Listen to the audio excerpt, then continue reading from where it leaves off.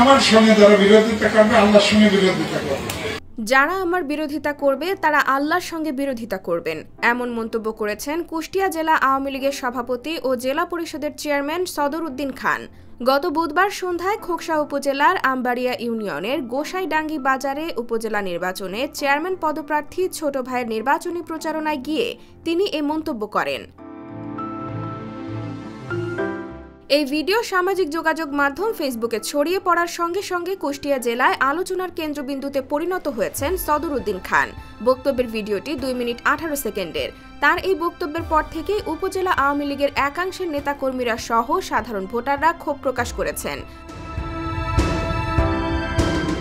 ওই ভিডিওতে সদর উদ্দিন খান বলেন, আল্লাহ পাক উন্নয়ন করাবে আমাকে দিয়ে, যারা আমার বিরোধিতা করবে তারা আল্লাহর সঙ্গে বিরোধিতা করবে। তিনি বলেন, শয়তানেরাও মসজিদে আসবে, শয়তানেরাও গোরস্থানে শোবে, শয়তানেরা মসজিদে এসে সুখে থাকতে পারবে না, কোনো ওয়াক্তে যাবে কোনো ওয়াক্তে যাবে না, আর গোরস্থানে গেলে শয়তানদের যেভাবে মাটি চাপা হবে আপনারা কল্পনাই করতে পারবেন না। আওয়ামী লীগের এই নেতা বলেন, আমি শয়তানের অনুসারীদের বলবো, শয়তানের সাথে থেকে এই শাস্তি ভোগ করার দরকার নেই। যারা কয়েকজন শয়তান আছে থাক, তা বাদে সবাই আপনারা একসঙ্গে আসবেন, একসঙ্গে হয়ে জয় সুনিশ্চিত করেন। আল্লাহ পাকের রহমতে আজকে বলে গেলাম, জয় সুনিশ্চিত।